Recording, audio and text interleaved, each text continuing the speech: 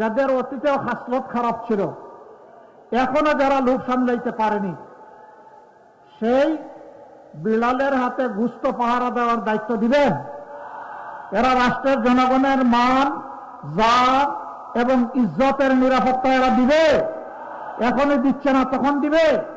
দিবে না। আফসোস, আফসোস, তারাও মজলুম ছিলেন, কেন যে এখন বদলে গেলেন বুঝতে পারলাম না। এমন বিভিন্ন জায়গার দখলদারিত্ব নিতে গিয়ে নিজেদেরই 234 জন শেষ। তারপরে এখন আমাদেরকে খুন করা শুরু হয়েছে, এরপরে আমাদেরকে এখন গালি দেওয়া শুরু হয়েছে। যাদের মানুষ মারা গেল, যারা চাঁদাবাজি করে না, যারা কাউকে কষ্ট দেয় না, যারা দুর্নীতি করে না, যারা মামলা বাণিজ্য করে না, যারা বিভিন্ন ধর্ম বর্ণের মানুষকে হয়রান করে না, তাদেরকে এখন বলা হচ্ছে জালেম।